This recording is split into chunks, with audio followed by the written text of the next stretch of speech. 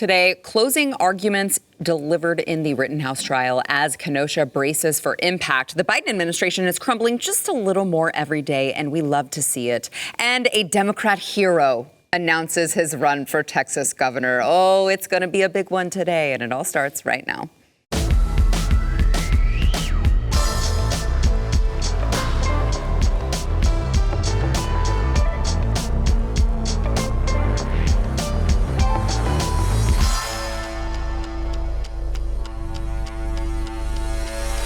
Welcome to the news and why it matters. Happy Monday. I am Sarah Gonzalez. In case you've forgotten who I am, I don't know, maybe it was a long weekend for some of you. I am joined today by, we have a full table. I'm very excited about this. Joined today by America's favorite cowboy and future governor of Texas, Chad Prather, also host of the Chad Prather Show and author of the new book, Am I Crazy? I've forgotten what you look like. Did you? It's like the weekend just settled on your face and died right there. It's terrible, Sarah. I don't You know what you need? How to take that. You need some American Beauty by Sarah Cosmetics. That's what you need. Oh my gosh, You're right, I do. I should go to AmericanBeautyBySarah.com and get some. Kids. Thank you. You're welcome. New skincare line just announced. If you too want to be 84 years old and look like this, just like me. Yeah. Head on over there. Did you see somebody on social media the other day talking about me and you? They said, I just love it when two of my favorite people get together. Yeah. Yeah. Yeah, me too. We're like a weird non-couple. Yeah. We're a work couple, which we're told is inappropriate, but my husband is directing this show, so it's totally fine. We're also joined today by BlazeTV contributors, both Eric July, host of For Canon's Sake. He is Young Rippa 5'9" on YouTube, and John Doyle. I think this is my first time announcing you as BlazeTV contributor. True. The slow ascent to power is very real, despite what people like you might be trying to do to impede that. That's true. It's true. I did my best, but unfortunately you're here, and I guess maybe here to stay. I don't know. It's true. But welcome to the club. Thank you. We're happy to have you. So obviously the Kyle Rittenhouse trial, the closing arguments were delivered today. Actually, as of the time of this taping, I think the defense is wrapping up. Interesting day. I can't wait to get, gentlemen, your takes on this, because there were some weird moments in the prosecutor's delivery of his closing statements. Let me go through a couple of them. I think the first one that I saw many people commenting on Twitter anyway, is the DA actually like holding, yeah, there it is, just holding that gun, pointing it at what, the jurors, the courtroom. I mean, he's pointing it at someone, and oh, there's his finger right there on the trigger. So that's not something you want to do.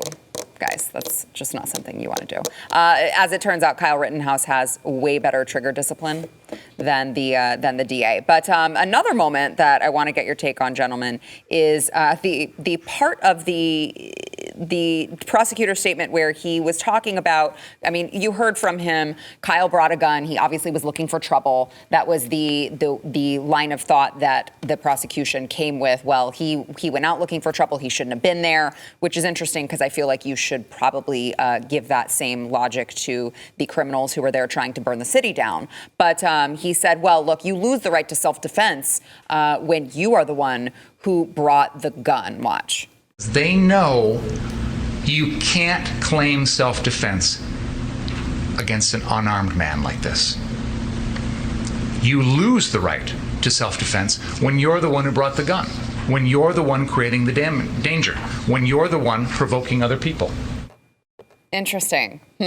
Chad, your thoughts? This dude's a real putz. I mean, like over and over again, I keep thinking there's no way anybody at this level can be this stupid, but this guy legitimately continues to test the boundaries. He's pretty dumb. So the whole definition of being able to defend yourself is when you have the gun. Like, right. You get to defend yourself. That's what self-defense is. I go to rallies all the time. I'm at all those crazy insurrectionists out there, and there's a lot of times people are carrying AR-15s, and they're. What do you think about them provoking you? I usually take pictures with them, hang out with them. We have a great conversation, move on. I don't think about anybody popping it up and shooting anybody. I mean, obviously, if Kyle Rittenhouse was some mass murderer that was going to go on some white supremacy rampage at a BLM riot, he would have shot more people than the people who were were kicking him and pushing him down on the street and threatening him. So it's ludicrous to see this. But again, this trial's not about Kyle Rittenhouse. This is about us. This is about people who do go to rallies and carry guns. These are about people who do believe in the Second Amendment and believe that it shouldn't be, your right to bear arms shouldn't be infringed. And, look, I've seen the images. I've seen the video of Kyle out there on the street while people are coming after him. And he still has better trigger discipline in the middle of the action than the guy does in a courtroom. So it's pretty amazing to watch. It really is, Eric. Yeah, I mean, like Chad said, this is much bigger than certainly Rittenhouse. But for him, basically what he's suggesting, to be clear, is that the person that, neutralized the threat and won, essentially, that he can't defend himself. He can't fall back on self-defense. Completely derailing the idea of what self-defense actually is. Yes, I do have the right to defend myself, and just because you got the crap end of the deal because you were the one using aggression upon me and you got neutralized, that's not my fault. That's on you. You shouldn't have been using the aggression. But that goes to show how these prosecutors and the lawyers and how they view this concept of self-defense, and particularly arming yourself with, let's say, a firearm and then having to use it to defend yourself. He showed why he was walking around with it, and he just happened to come out on top because, God forbid, we do know one of them did have a handgun. God forbid, he was the one that got off. But this is bigger than Rittenhouse, and I think people need to understand this and look at some of these insane laws. I know some of them got dismissed as far as his cases with the, I think, firearm charge as well as the curfew one, if I'm not mistaken, got related one got dismissed as well. So he's clear on that. But you see all the nonsensical laws that are out there where someone could just simply carry a gun. And then, I don't know, this whole state lines thing. I've never heard anybody use that term as much as I have today. And isn't it amazing? They always talk about, well, in South Chicago, they're always buying them in Indiana and bringing them across state lines, and they find ways to excuse all of that craziness, right? They're not getting them in Illinois. But let's throw that out the window. None of this makes sense, but for sure people that value the right to own, let's say, a firearm for whatever reason it is that you want, to be more proactive in being against these nonsensical laws that are out there. There's a lot of people that I know, even individually, personally, that are in jail right now for possession of a legal firearm. What the hell is that? It's a fake law. You know what I mean? For the conservatives that watch this, you need to understand that your beloved Second Amendment has already been crapped on, and there are prosecutors day in and day out that are criminalizing people for just simply owning a weapon that the state said that they couldn't have. But they are going to try to, of course, bury Rittenhouse, and that's going to be all of us need to look at that, because they're saying that they want you relying upon the state. They don't want you defending yourself, your persons, and your property, and they want you to leave that up to them. And to that point, I think a lot of people kind of are looking at this guy, who's a very effeminate guy, by the way. Like, you can compare the energies between the prosecution and the defense, and like the defense got this like big guy, and he has like a very commanding presence, and the prosecutor's kind of like, well, and he's got his like little tie and his little like Sherlock Holmes with his thing. like 15-year-old haircut too? I don't know. It's time, you went through law school, sweetheart. It's time to grow up and get yourself a big boy haircut.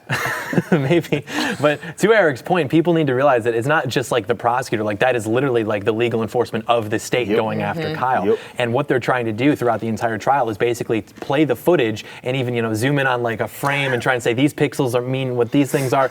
But it's like they're trying to tell people, like, don't follow what your eyes are telling you is true. Do not trust your inductive reasoning. This is why he did it. He crossed state lines, which is a funny way of saying, he drove 30 minutes. And these are, by the way, the same people who would advocate for the complete like absolvments or dissolving of state lines or borders in general. Like, they want this like big international street festival where everyone comes together. But then because Kyle Rittenhouse would pose a threat to that, they're like, well, no, this kid needs to go to prison for the rest of his life. But that footage that the jury has watched probably 100 times by now, over and over, there's not a single point where Kyle is trying to close the gap between him or anybody there. He's always either creating distance or people are trying to move towards him, closing that distance. Even when he's on the ground, he waits for them to make that move to like walk towards him, and then he takes the shot. And it's like, to watch that, I can't imagine any reasonable person thinking that that was not a truly like self-defense type situation. Like, you've even had situations in states like Florida very recently where a guy will, walk up to another guy and push him to the ground and like tower over him. And the guy calmly like takes out a pistol and shoots him in the chest and kills the guy. That guy ended up walking because they have laws like that in Florida that protect self-defense under those circumstances. So then when you look at an example like this that is so obviously and extremely a case where, like, if he didn't do exactly what he did, which by the way was nothing short of a miracle, then he would have been killed. Yeah, it is interesting because you hear that a lot, that like, well, he's the one who killed people. It's like, well, Yeah, he was the one smart enough to know how to use his firearm and get out of a situation. Like, what do you want me to say about the child molester that died? Right, that's important. That's an important part. Like that's what's impressive about all of this, because the only people that got aired out were the people that were aggressing upon him. It wasn't like he was hitting bystanders or something crazy like that. He was very efficient. Yeah, why is Kyle the idiot for bringing the rifle to this? That's why I'm like, he was actually the smartest one there. Yeah, that one guy brought a skateboard. He brought a skateboard to a gunfight. Right. And by the way, tried to beat the crap out of Kyle. Yeah. By the way, and they act like, oh, well, he was unarmed. There was nobody there. I made this point on You Are Here recently, like with Joseph Rosenbaum, for example. Like our first image of him, like when his character is introduced into this scene, he's screaming the N-word at a Black Lives Matter riot. Yeah. That guy was on borrowed time. Like, did anyone really think he was going to make it out of there okay? Like when his first intro is screaming the N-word. Yeah, the foreshadowing in that film, you knew he was on the way out. He was like, he is assailant number one. I agree. Yeah. That was just lazy writing. It was too obvious. It really was. But it is amazing how suddenly borders matter. That's become an issue. And if they'd killed Kyle, let's say Kyle had gone the other way, would they be making this big fanfare? They were not going to put people who were participating in a BLM riot on trial in this way. Because Ben and Jerry's can come out and tweet about how this is social injustice and stuff. We have that. Well, let's talk about that and I'll make the point. Okay, all right. So Ben and Jerry's, the ice cream company, they don't want to stick to ice cream. They said the Rittenhouse trial displays yet again that our justice system, justice is in quotations, is racist. How would this trial be going if he was a black 17-year-old that crossed state lines illegally carrying an AR-15 and shot 3 white protesters? We need real justice in the legal system. This isn't it. Well, I mean, if it had been a black kid in Mansfield, Texas that shot people in a fight at school. Oh, wait, that did happen. Oh. And he got out on $75,000 bond and they swept it all under the rug. Within 24 hours, Gave him a coming home party when he got out of jail. So Timothy Simpkins. It's amazing how the hypocrisy lives in the way that it does. I'm sorry that doesn't fit in your flavor, Ben and Jerry, but that's the reality that we're living in. So if you had flipped the roles had been reversed, you can't convince me in the crazy, weird, woke world we're living in that there would be all of this stuff that's going on. If they'd have beat him to death with a skateboard, what are they going to do? Come in and start attacking skateboards? They're going to outlaw skateboards now. They're going to go on trial for crossing state lines illegally with a skateboard or something like that. Again, I go back to the fact that this is amazing to me that they want to keep talking about crossing state lines when we're dealing with people who don't believe in borders in the first place. Yeah. It is interesting, too, this particular tweet, anyway, because it's not even a real role reversal. It says if he was a black 17-year-old that crossed state lanes, blah, blah, blah, and shot 3 white protesters. Yeah, if it was a role reversal. He didn't shoot anyone black. But if it was a role reversal, it would have just been another black homicide. And the news wouldn't have picked up on it. Nobody would have gave a damn. I go back to what I said about the south side of Chicago. Nobody would have cared about that or anything. It just would have been another day in the books. MSNBC's not crying or sobbing or anything. So, that's a weird thing. And it goes to show how programmed these guys are. This is why I've always thought that the term NPC was the perfect term to come up with these types. They get their rollouts, they get their firmware update, but they can't deviate from that. So because they have to play the race card and they have nothing else, they'll apply it even when it's not actually applicable. In this sense, because we have a white kid shooting one of which should have been probably in a wood chipper long before then anyway, a kid diddler, and a guy that was that had a gun to his head at one point, and they were all white. So what world reversal are we even talking about? But that's how they operate. They can't even deviate from that because they're too stupid to. Don't diminish the importance of white-on-white crime. Eric, that's not the narrative, man. That's true. John, isn't it like 500,000 Americans every year die because of heart disease too? Uh-huh. So you imagine Ben and Jerry's existing for how many decades? Over enough time, how much do they contribute? Maybe 1-2% to that problem? Over time, they've probably killed more people than Kyle Rittenhouse, which is a stupid argument. However, it actually makes more sense than any argument that's been made by the prosecution. Because at least okay, it's a stretch, but I can see how you got there. The prosecution's like, no, don't believe your eyes, believe me. That's a great point. Kill us. Anyway, we're not a big fan. Well, I'm not a big fan of boycotts. I'm just saying if you want to vote for your dollars, you could just remember that story and all of the other lovely stories about Ben and Jerry's next time you go get some ice cream.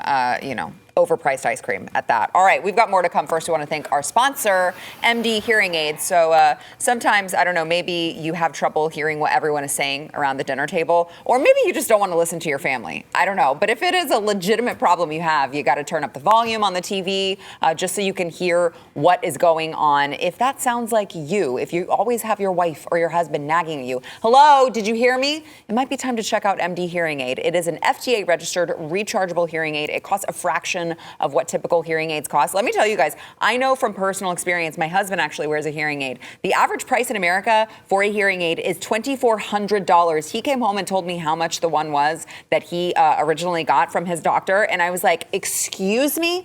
I'd rather you just go deaf. Just kidding, honey. But with MD Hearing Aid, you can get their Volt Plus model for just $299.99 each when you buy a pair. They are nearly invisible. They're water resistant. You don't need a prescription. They have helped over 600,000 satisfied customers. It is time to reclaim your life from hearing loss. You can go to mdhearingaid.com, use that promo code Y, that's WHY. You will get that buy one, get one for $299.99 each offer. Plus, they are adding a free extra charging case. That's a $100 value, by the way, just for you guys for listening and viewing the show. So go on over to mdhearingaid.com, use promo code Y, that is mdhearingaid.com, promo code Y. I love this story. An Oklahoma Senate bill could allow employees of government and private entities to sue their employers for up to $1 million over health problems resulting from COVID-19 vaccine requirements. This is a bill, Senate Bill 1106 from State Senator Rob Standridge. It is called the Citizen Health Mandate Protection Act. And look, all I'm saying, we can argue that the mandates shouldn't exist from the get-go, right? And I don't think, Eric, you may differ from me. Mm-hmm. I know you're the staunch libertarian at the table. I don't think that an employer should be able to mandate something that would cause a person to not have bodily autonomy. However, I do think if you're going to allow them to mandate it, it's only fair that the employee can sue if, in fact, they get any complications from this particular vaccine. And this is what this state senator is saying. Hey, if you guys are going to make them do it in order to keep their jobs, then you should be on the hook for some sort of liability. Yeah, they didn't sign up for that with their terms of employment, right? No. Like if you work for me and I ask you to wear a uniform 8 hours a day, I can't make you wear it 24 hours a day. So the bodily autonomy thing goes even further in that regard, because now you got to live with something 365 that's been injected in your body. Problem with the bill is it doesn't go far enough. So I do believe that, because it's not going to affect the OSHA mandated stuff that is coming from the federal government. That's where the big issue comes, and so we've got to deal with that. That's gonna be the problematic thing, because anything on the federal level that OSHA can regulate, that's where they're getting involved. They shouldn't be getting involved, and that's gonna be the issue for everybody across the board.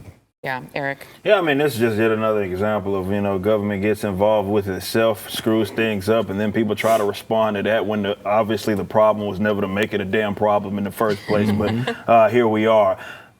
A lot of this started with exactly that, and it started with the immunity that was granted to the pharmaceutical companies, all of them, if I'm not mistaken, regarding any adverse effect. They were completely immune, so it didn't matter, which should have been a red flag for everybody anyway. Why on earth can I not, even if I do sign up for that, let's say it does something that I didn't think that it was going to do, you mean to tell me I can't hold you liable for that, at least contractually at minimum? And no, you cannot. So with this bill or mandate, was it a mandate of a mandate, or how would you express this? That's a good way to put it.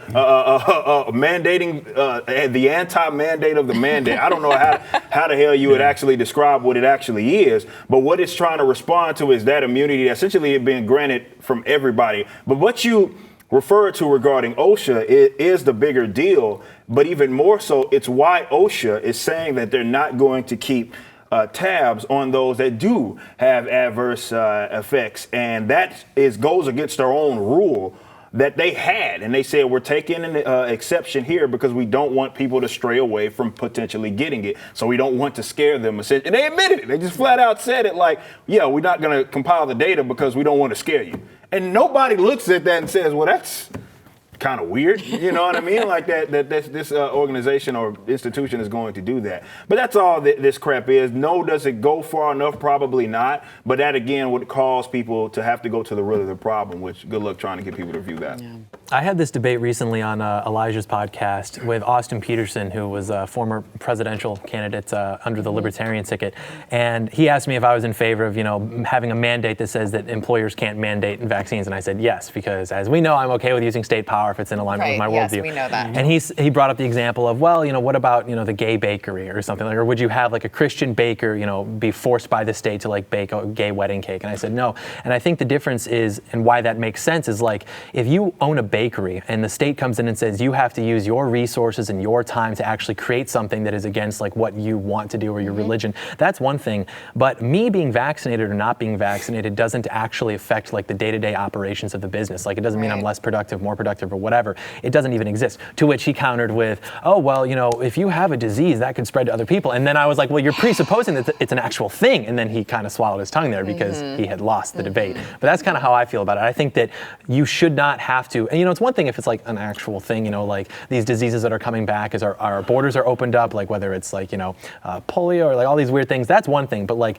this, to concede that is like an actual disease would almost imply that everything that's happened, these like draconian measures to shut down the global economy, were almost justified in a way, which I don't think is something that we should be willing to concede. For something that is, 99.99998? Yes, and nobody actually believes it's a real thing. Everybody who says they do is lying to you. And the reason you know this, it's true. The reason you know this is because he's just joking, YouTube. If you walked into a Walmart and you were carrying an AR-15, people, well, maybe not Walmart, a Whole Foods, people would be like, oh, that's kind of weird. And they'd probably have like a fear reaction and maybe leave the store, call the police. If you walked into like in a very like San Francisco without a mask on, they wouldn't be scared. They would have like a, why aren't you doing the thing we all said we were going to do? Like the same way if you weren't wearing pants or you were wearing a shirt with a swastika on it. They would like, you're not following the social cue. You're deviating from what the tribe wants. And it's like this sort of like conditioning, and that makes them anxious because they can't conceptualize like actually existing independently of that.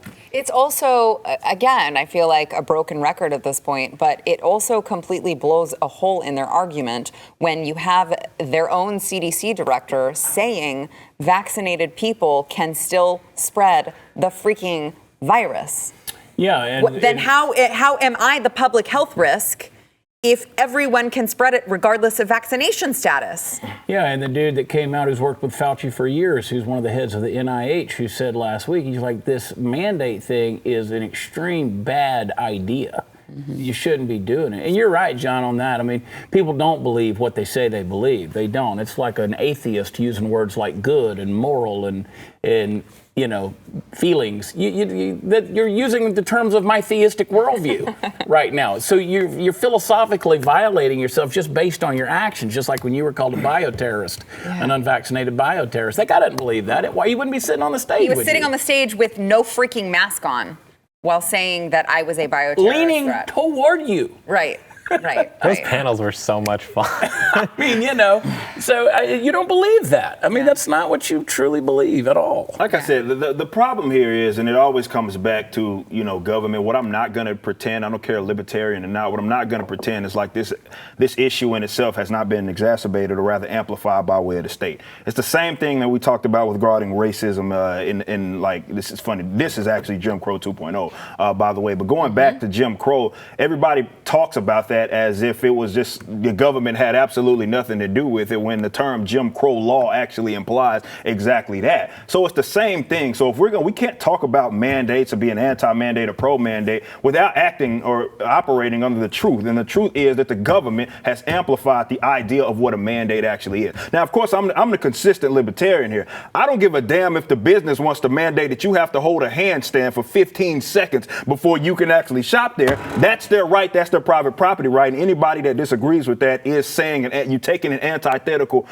position. You implied in the concept, Hopper would say this, Rothbard would say this, every Chicago Austrian would say this. Implied in the right to private property rights is the right to discriminate. But it's not even worth discussing that without really amplifying the fact that the government has started all of this pro-mandate. This isn't some bunch of handful of private institutions that up and on a whim by themselves said we're going to mandate this. No, that never happened. So I don't even like having a conversation about it as if we're operating like the government is absolved of it or completely disconnected from the conversation right now. No, they started it. So let's put the blame on the people that it should be on, and stop acting like, oh, it's just a private company. They can do whatever it is they want. Yeah, they can do that, but that's not that's not what's happening right now. And to operate is like it is completely disingenuous. But here's the deal, and I agree with you actually. Just like minimum wage. I mean, I don't believe in minimum wage. You don't want to work for me, don't work for me. This is what I pay. Yep. Right. So I agree with that. So at the end of the day, Frankenstein can create whatever monster he wants to in his basement. You're free to do that. But when the monster gets out, you got to hold Dr. Frankenstein accountable in this situation. So the government and now these employers, they're the ones, they're going to put certain things on you that if you do have adverse effects, you're the one who made me go do this in order to keep my job. This was you made this a requirement for my employment. Like if you say, hey, you got to have sex with me in order to keep your job, I should be able to sue you, right? Yeah. I mean, you still want to put something in my body, Sarah. But this is literal fascism, by the way. That's what that for people. Everybody thinks fascism is bad people on the right doing things that I don't like, but that's never been what it is historically. Yeah, remember when they claimed that Donald Trump was a fascist? That was so cute. No, you have these basically these corporate entities that are acting as the enforcement wing of the state. That's exactly what the hell that it is. Read The Doctrine of Fascism by both Mussolini and Giovanni Gentile. They can't read. That's fine. I ain't reading that. we have to go to break, but first we want to thank our sponsor, Home Title Lock. So, you have homeowners insurance for a good reason, obviously. Without it, you could have a fire, you could have a flood, you could have a burglary that could just destroy you financially, but there is another crime, another crisis that your homeowner's policy does not cover. It is called home title fraud. That is one of the fastest growing crimes, according to the FBI. It can completely ruin you financially, which we all know you are building up this retirement nest egg of equity in your home. You don't want to lose it due to home title fraud and home title theft. Title fraud happens when a criminal forges their signature on documents stating you sold your home to them. They can take out loans against your home, leave you with the payments. You will spend a fortune in legal fees trying to prove that it wasn't you, and you can't get that money back once it's gone. All right, you got to try Home Title Lock. They put a barrier around your home's title. They can detect anyone, a cyber thief, whoever it is, trying to forge their way onto your home's title. They will shut it down. You can go to HometitleLock.com, register your address to see if you are already a victim. Use promo code RADIO. You will get 30 free days of protection. I realize this is not a radio program, but just use the code, all right? It's 30 free days of protection with code RADIO over at HometitleLock.com. White House Press Secretary Jen Psaki, who apparently she has recovered from her fully vaccinated case of COVID. So welcome back, Peppermint Patty. Frankenstein's monster. Welcome back, poor man's Peppermint Patty. She responded to a question on Friday at her briefing about rising fuel prices across the United States by saying the thing that we've just been saying on this program for a while now, which is that, the fix is in. They've been doing this on purpose to make their case for their Green New Deal. Watch. Look, our view is that the rise in gas prices over the long term makes an even stronger case for doubling down our investment and our focus on clean energy options so that we are not relying on the fluctuations and OPEC and their willingness to put more supply and meet the demand in the market. And nothing to do, rising gas prices, nothing to do with the pipelines that they continue to shut down and then say, well, the prices are up to OPEC. We don't control that. Nothing to see here. Chad? Well, I mean, obviously, they're already, they've been doing this for a long time, trying to make ideologies into policies, right? And so what they've got to do is they've got to create the scenario that builds a reality around the ideology so that they can say, hey, look, we fixed it, right? That's what they're doing. And they're going to get. And look, oil, it's going to go to $200 a barrel. I mean, it's insane what they're doing. This is an out-and-out attack on oil and gas and carbon emissions and so on and so forth. You know, I've always said that the Green New Deal was something that looked like it was written in crayon by a fifth grader. But here they are. I mean, this is what they're doing. I mean, this is the kind of thing. They're pushing this through. Yeah. I mean, I feel like it's not just this. It's No. like it's this. It's all of the payments that they're continuing to give Americans so that they stop going to work. They're creating all of these problems. And then they're like, well, it's just that we have a plan for that, and we're just going to completely destroy things even more to be able to bring our plan in. They've historically done that. I mean, because what it does is it legitimizes their own existence. And they get to come through and play hero. You know, they create a problem that wasn't maybe there, or at least it wasn't to the degree that it is now. And then they come in and say, hey, look at us. This is why you need us. This is why you need this whatever program that we're going to implement. This is why you need whatever nonsensical social agenda or preferences that needs to be pushed out there. And this is why you need us. Government has historically done that, and this isn't necessarily anything new. They're just very good at it, and they've sort of mastered it because they have a bunch of people that would just rattle off the same thing that they want them to say. Hey, look at this. This is why we need this type of energy. And by the way, when they talk about alternative forms of energy, they're not talking about nuclear by any means. Right. They're only talking about wind and potentially solar, and that's about it. But what it does is it just legitimizes their own existence, and it keeps people sort of dependent on certain issues. And that's what sucks. And when you hit people in their pockets, they really feel it and they really know something is wrong. So they then start to looking for a savior. So it's ripe, you know what I mean? And that's what sucks about it all. Yeah. It is true. It like literally does justify their existence. Like this whole movement started maybe 80 years ago, and they would post pictures on billboards of, pollution, and everyone's like, oh, pollution's bad. We agree. And then it became this whole like, structuring the economy to, sort of have this like quasi-socialist agenda, which by the way, there was a guy who wrote an article after the collapse of the USSR, and maybe the LA Times or New York Times. I think his name was Robert Heilbronner or something. And he was a socialist. And what he said, he actually was honest, and he conceded that like socialism doesn't work. Like it's over. It's over. But then he said, and he made the argument that the regulation of the economy under the guise of environmentalism would achieve basically like a de facto sort of centrally planned situation. So that in itself would be like best case scenario or good enough, given that like total socialism doesn't work. And so that's what we're seeing now with, they say there's a problem, and then they do things, and then the problem gets worse, and then they double down on it. We're like, see, we told you, we have to just keep doing this. And then everyone's stupid and it's just like, oh, government, I believe everything they tell me. What do you think, they're going to lie to me on television? That would be impolite. And so they just think that it's totally true. It's like Obamacare, too. It's like they continue to talk about how they're going to fix the insurance industry. And it's like, I thought that's what you guys said that you were going to do with Obamacare. Why should we even trust you? But you're right. There's a lot of stupid. Socialism works if you've got a benevolent despot. Like if you've got a tyrant who's generous, I mean, of course it'll work, because if you don't, the system will collapse. It'll fall in on itself, and then guess who's going to rise to power? The mean people, and that's what's going to happen over and over again. Well, I know these people aren't telling me the truth, so I'm going to go ahead and eliminate them from the idea of being benevolent despots. They're not generous dictators at all. So I'm going to go ahead and say let's put that on the shelf for now, and maybe revisit it in 1,500 years. It's funny too, because believe it or not, this is a term, the communist scholars who they would read, Peter Kropotkin, for example, when he talks about anarcho-communism, he even concedes that this type of system would only work in a tribe of maybe about 100 people, not 330 million people, which is completely unsustainable. Yeah. All right, we've got more to come. After the break, I want to go ahead and talk about, at the beginning of the show, I said a Democrat hero has announced his run for Texas governor. I do want to talk about that since we do have Texas future governor. I'm not a generous despot either.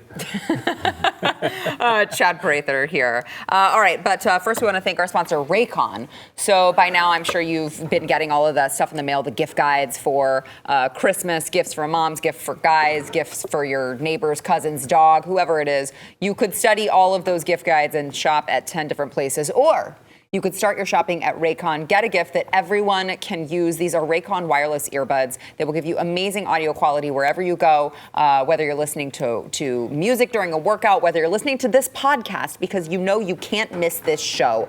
They'd be useful for anyone on your list, even better for you. They start at half the price of other premium audio brands, and they don't have those stems that stick out of your ears and weigh your ears down and are always falling out. They don't have that. They fit very sleek inside your ear with their latest model. show, you will get 3 new sound profiles to make sure everything you're listening to sounds its best with just the right amount of bass. Yes, that's right. You can listen to my voice with the right amount of bass, whatever that sounds like. They're available in 5 stylish colors. You can pick a perfect one for everyone on your list. They've got free shipping, free returns. You got to go there, all right? It is by Raycon, that is B-U-Y, buyraycon.com/Y. You can get 15% off site-wide with code HOLIDAY over at buyraycon.com/Y. That is buyraycon.com/Y.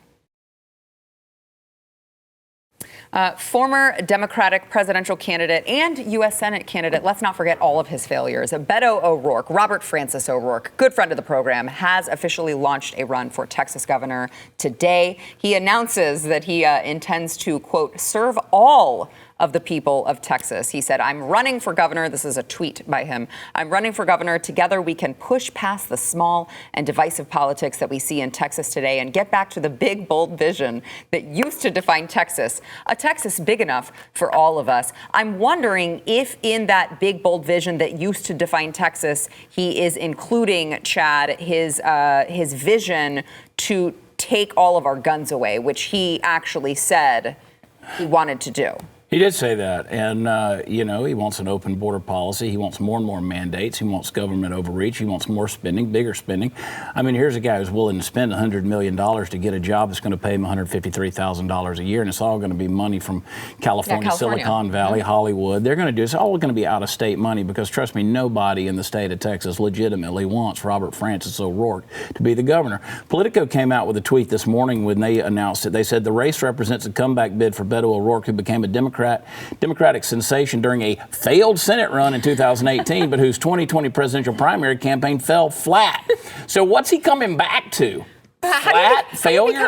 A sensation during 2 failures. He's a sensation because we keep giving credence and airtime to political morons, and we're giving them the money, and we're making them into little political celebrities is what we're doing because, let's face it, the guy is a cash cow. And the dangerous thing about O'Rourke is when he's on the ballot, the down ballot tends to win because you'll have people who will show up. They will vote straight ticket, and it'll start doing exactly what it did in 2018 in his race against Cruz. It'll flip Senate and House seats and municipal seats and board seats and things like that, council seats. That's where they won in 2018. So they set this guy up as a pawn to fail, but he's a cash cow. He's a money-raising machine. But you flip the coin, and guess who else is? Greg Abbott, same deal.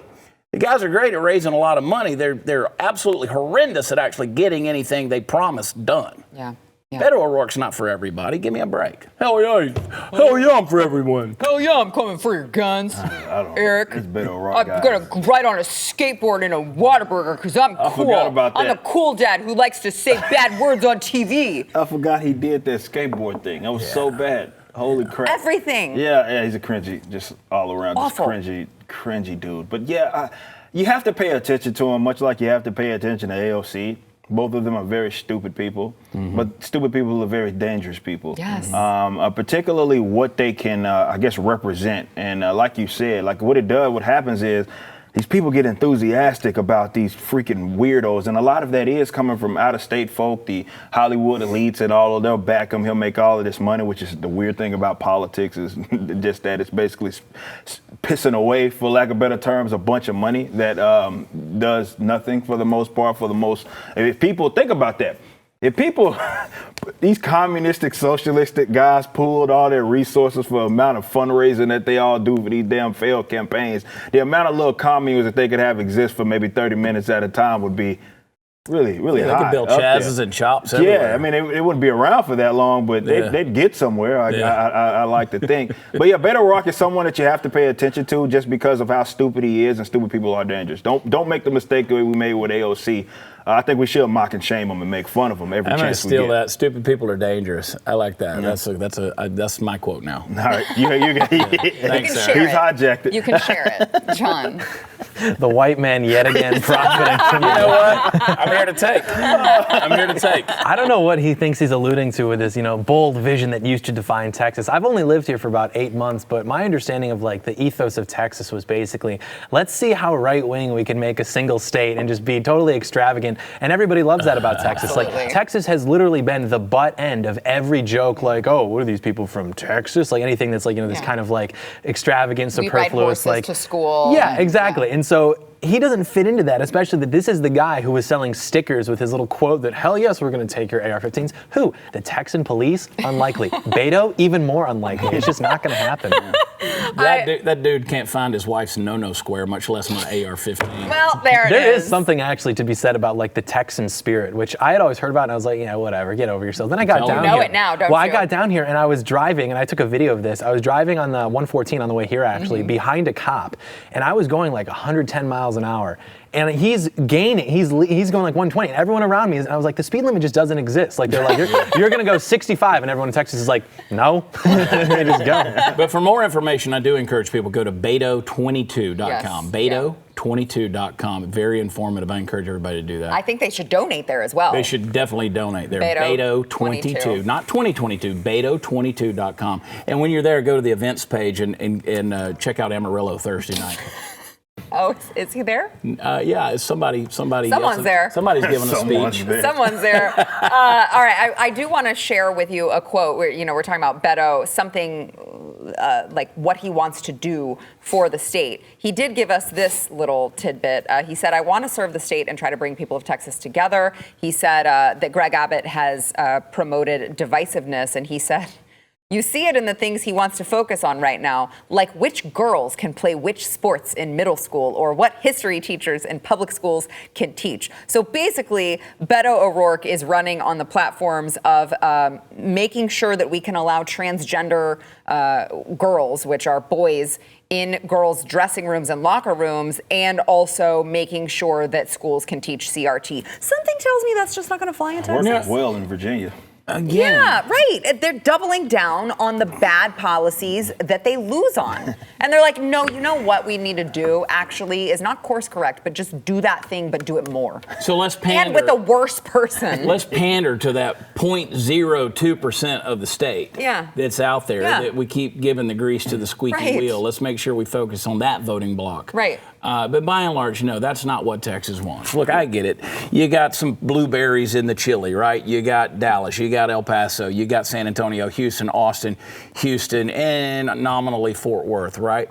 But that's not the sum total of Texas. I'm crisscrossing this state. I'm visiting all 254 counties of this state. The spirit of Texas is alive and well, and that spirit is not taught, it's caught. Once you see it, you can't unsee it. It is a larger-than-life spirit that says, no, we are going to hold on to liberty. And thankfully for America, we are that bedrock that the anchor of liberty is hung on to right now, because it sure as hell isn't California, Oregon, Washington, or even D.C.